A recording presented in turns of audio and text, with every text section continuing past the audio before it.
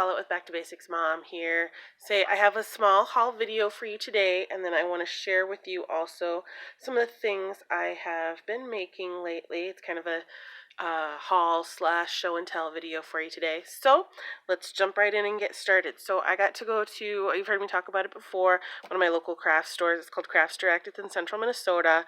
And I didn't get super great deals, but they weren't bad, but it was things I needed for the projects I'm working on. So one of the things I was looking for was some baker's twine, and the selection was okay. I was hoping to do a little bit better, but this will do for my purposes. And I was happy to find this one. It's a pretty large spool. It's 300 feet, which I need to adjust my per yard price because I did yards, not feet. So I will adjust that and add it in as a little ticker when little note when I'm done. But this was $3.98.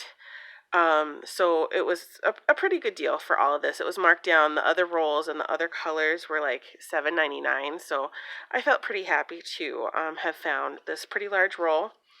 And then I got this roll of silver. This was the most expensive one I did, and I wasn't really happy about it because this one wasn't on sale, but I really needed it, and it's like a 45-minute drive for me, and I didn't have a plan to go back there anytime soon.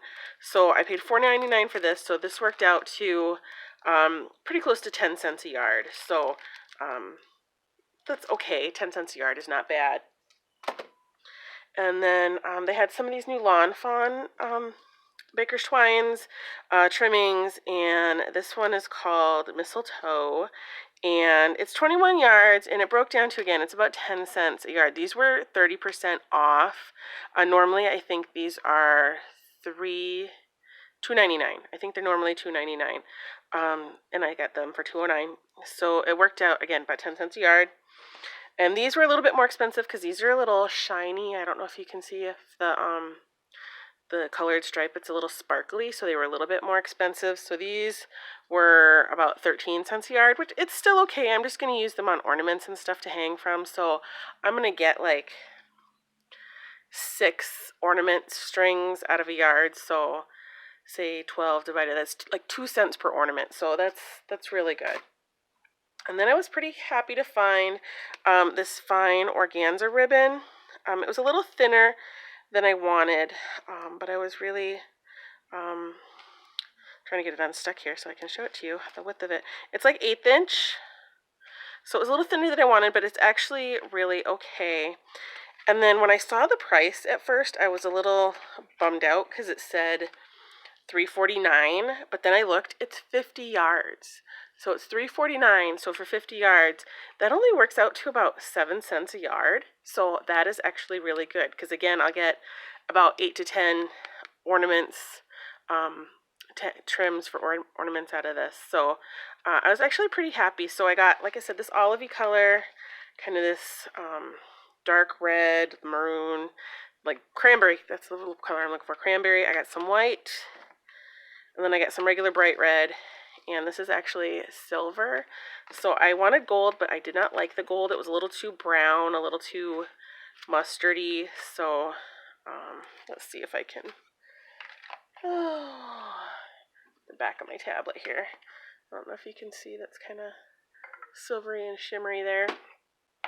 So I got those, and that was the crafty stuff I got. And then for fun, I've been looking around. My daughter actually found this for me. A couple of Christmases ago, we were making mixed drinks, which I never, ever, ever make mixed drinks. And we had to measure, like, it wasn't even teaspoons, tablespoons, it was ounces. And I'm like, all we had was a shot glass and didn't have any markings on it. So I had no idea how many ounces were in a shot glass. So my daughter found this. So I'm going to give this as a gift and take it with me for a holiday. I don't know if I'm going to give it a gift or just take it with me when we go for holidays. So we can actually measure our stuff for our fun little mixed drinks. So that was kind of fun. Okay, so I'm going to show you some of the tags I've been making. Some of these I'm really, really happy with, and some of these I'm not. And part of that is because I didn't really think far enough ahead. So one of the things that's kind of fun, and I'm going to do another video on these because I want to show some things on my scan and cut. But I started with this design. In my scan and cut, I found it and traced it from an image on Google, and actually in my scan and cut was on the canvas was able to change it to this, so that's kind of fun because I like this way better. So these were my test cuts, and those turned into these. So let me find a better one. Let me find in here. Anyway, it turned into these here, and then I have some a little bit more decorative ones. These I messed up too because I cut them wrong, but you know, it's all good. So I've got a couple of different ones here. Sorry, I'm not as organized as I was hoping to be today. So I got this one. That's kind of fun. And this one. Now, where I messed up on these, like really messed up, is I should have put the string in between the two layers here. So I've had to kind of pry up the top and glue them in there. So, but anyway, these are some of the fun, pretty tags I've been working on. So I've got, you can see I've got these. And these are a little different. This has just got a little star on it. So, but they're kind of all different variations of that. And then these are the ones I really like how they came out. I like this ribbon. So I've got all of these. And again, I did these on my scan and cut, and I'm going to work on trying to show you a video with some more info on that. But I'm back to work now, so getting videos in is a little more difficult. But we just got new internet. Yay! So really, really nice internet. So life is a little bit easier on that aspect. These I don't have all the strings on them. Where's the one I do? I have strings on this one. So again, this is a mitten. I got this, the basic template for this on Google, and then I just imported the image into Canvas for the scan and cut, and I ended up turning it into this. And it's a two-piece, which I don't know if you can see. Let's see if I can. Hang on, let me turn on another light. On here, this has a little bit of an edge right here. So this top layer, I cut a little bit smaller and I embossed. And then the back layer, it's all one and it has the cuff part on it. And then I cut this little white part separate. And then I cut these teeny, get some more light again. I cut these teeny little holly leaves on, again, on my scan and cut. And I again got the image on Google, and I just traced it in and I shrunk it down super tiny. So that was fun. I cut tons of those. I think I still have a little container full of them. I don't know where they are. They're somewhere here on my desk. Anyhow, I digress. But I used a couple of different embossing folders. So I did this one with the snowflakes the most. But I think I really like this one, so I'm going to do some more like that. But why I'm doing all these is I'm hoping to do a local holiday fair before the holidays, and just kind of put some of my tools and my supplies to use, and you know, maybe make back a little bit of cash for myself and my family. So I've got those, and then I have a bunch more. I was just kind of going to town with techniques and having fun. So let's see, I've got just a whole bunch here. So I made these. So I've got a whole bunch. I did these. I punched these with the this particular one I punched it out with the Creative Memories tag punch from years ago, and then I stamped and heat embossed on that, and I cannot remember where this stamp came from. I would have to look it up, and I don't remember. Sorry about my phone dinging there. And this one I really like. This one I was experimenting with ink colors, and I think this tree is from a Penny Black set, and I think the sentiment is as well. But I messed around with using Versamark and embossing powder, which this is Versamark and embossing powder. This one is Distress ink, a green Distress ink, and clear embossing powder. And then I added the little glittery part is just I went in with a Versamark pen and added a little bit, and then I added some holographic embossing powder. This one is this is Stampin' Up ink and clear embossing powder, and then the holographic. And then this one I did just the green ink. I think it's a Stampin' Up! Ink and the holographic embossing powder.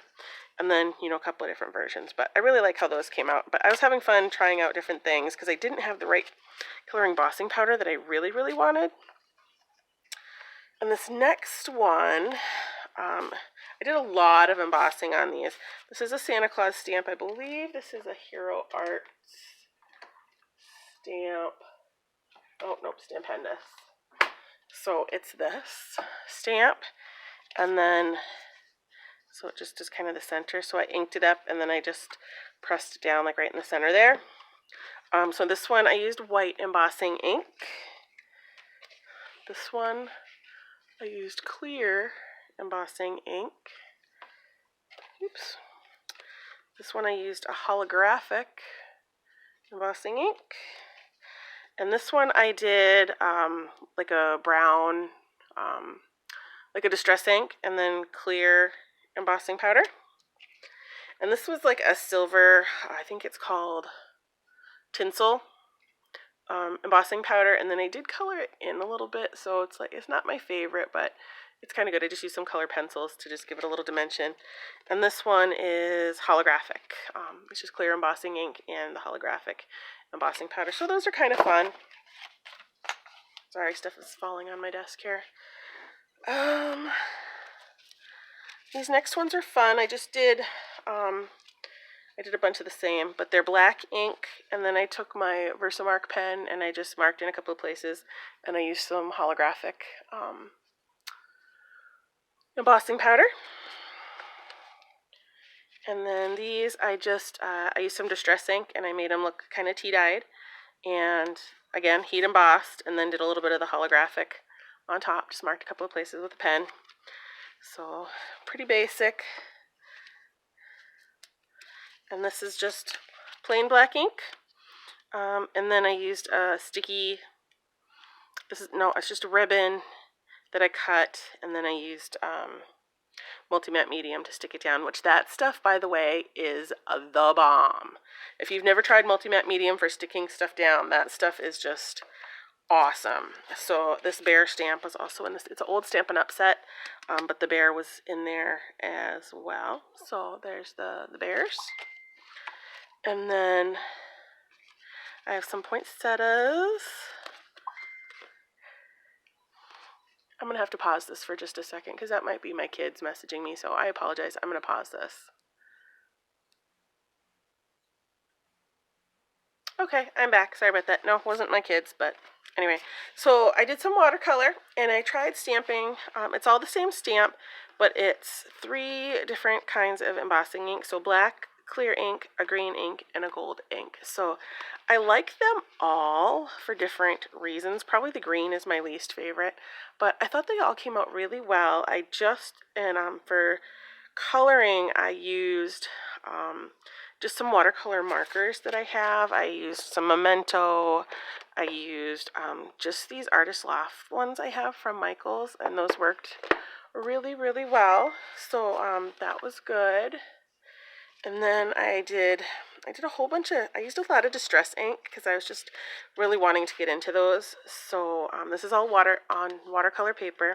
So I have that one and that one.